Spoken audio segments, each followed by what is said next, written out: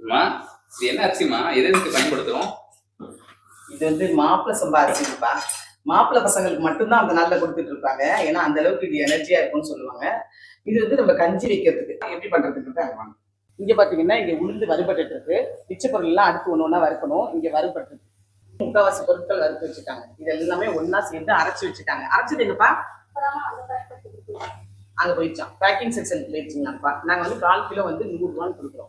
ஆன்லைன்ல வேணாலும் நீங்க ஆர்டர் பண்ணிக்கலாங்க. நேர்ல கடையில வந்து வேணாலும் வாங்கிக்கலாம். ரேட் எவ்வளோன்னு பாத்தீங்கன்னா 1/4 கிலோ வந்து 100 ரூபான்னு கொடுத்துட்டு இருக்கோங்க. இது வந்து திட உணவா நீங்க எப்படி வேணாலும் சாப்பிட்டுக்கலாம். ரொம்ப சூப்பரா இருக்கும். இது யூஸ் பண்ணலாம் அப்படின்னா நீங்க வந்து 1 டம்ளர் மாவு எடுக்கிறீங்க அப்படின்னா 4 டம்ளர் 4 to 5 டம்ளர் அளவுக்கு தண்ணி வச்சுக்கலாங்க. ஏன்னா இது வந்து நல்ல நின்று ரொம்ப நேரம் வேகும். அது வேகும்.